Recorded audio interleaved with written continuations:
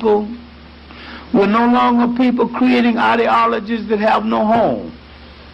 Nkrumah, a Pan-African president, is head of a country. He's walked among us. He's visited the Harlem Y. He went to a black school. He understands to some degree the nature of our oppression. We hail him and parade him as a great hero, but we did not understand the need of all African people throughout the world to come together and make a principled statement behind that man in the beginning of nationness. Because we lonely people away from Africa needed a home, someplace, whether we went to it or not. We needed a home in the world. Our souls were lonely. Our dreams had no foundation because they had no home. And the concept of African world unity, developed by black intellects outside of Africa, the concept now had a home. The motherless child had a mother and a home, and a supporter in a president of an African country who understood the nature of Pan-Africanism, having lived in the United States, having read Marcus Garvey, having attended some of the meetings, having walked down Lenox Avenue, listened to the soapbox speakers, argued with some, agreed with some, disagreed with some. Now he would start a Black Star Line, and he would say that Garvey's ships never got to Africa, but our ships will get to America. We did not understand the significance of the event of Ghana. We had to also understand that the Western world did not intend for any African country and any African leader to be free of their domination. And they had already begun the plan to put him down through spies, through betrayal, through the army, through propaganda.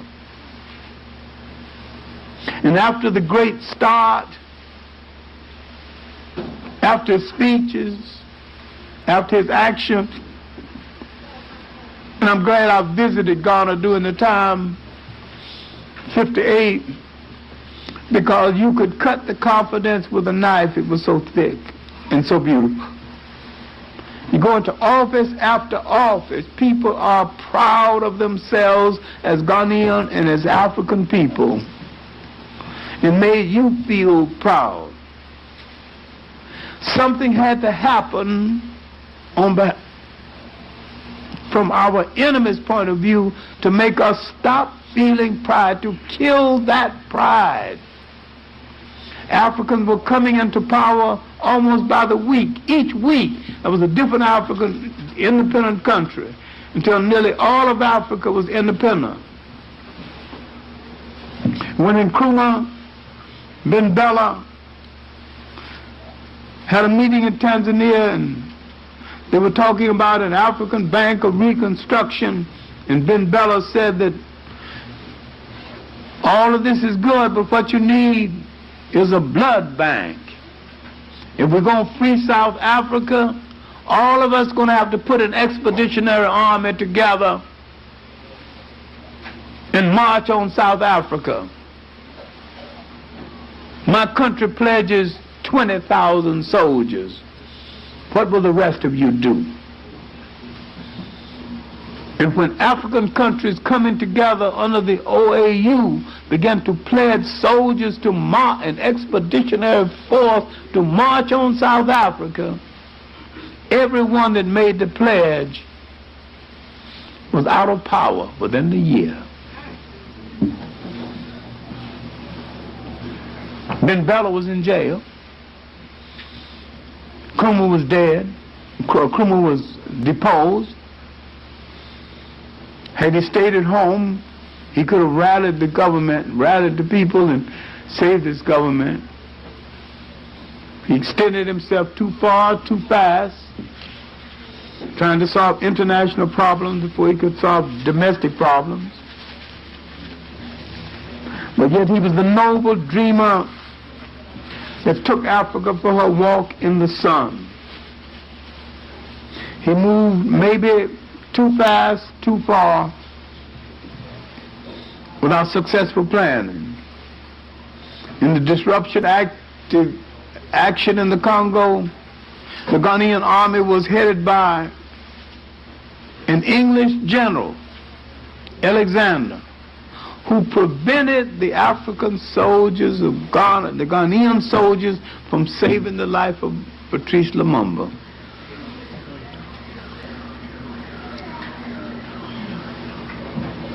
This is show you something about the folly of giving authority to someone to handle your armies other than an African person, other than a member of your own respective group.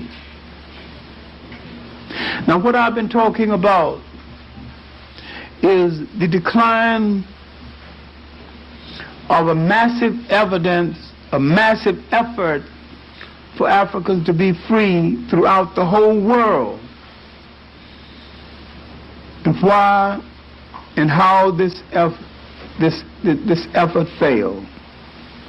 And it failed because we did not think like nations or act like nations. For our next mission in the world was to assume the responsibility of nations, nation formations, nation concept, nation management, because no people can exist as the protracted guest in another people's house, though they were brought to the house against their will. I'm not saying leave the United States. You made the United States. We built its railroads. Our labor laid the basis for its capital and its industrial might and its scientific achievement. That no matter where you live on the face of this earth, all of us, no matter what island you came from, you are distinctly an African people. And when we think as an African people and support African sovereignty, we will be sovereign everywhere. We have to build some place in this world for our children and their children.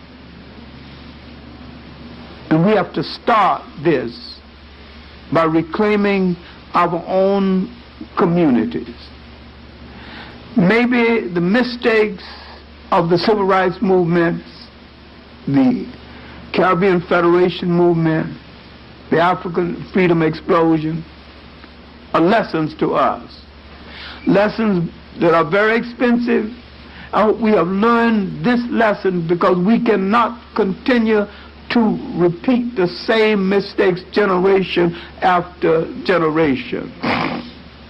No people will ever be free until they produced at least one sacrificial generation. We have to say that we are the generation that will make the sacrifice, deprive ourselves of certain things so that our children will walk in peace and freedom and dignity as a proud African people wherever they are on the face of this earth. This is tomorrow's work. Thank you.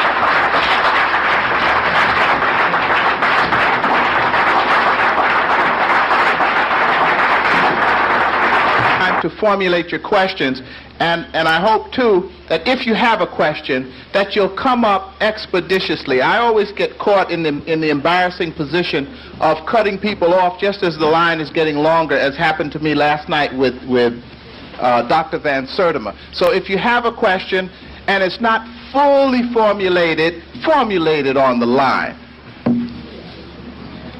And I am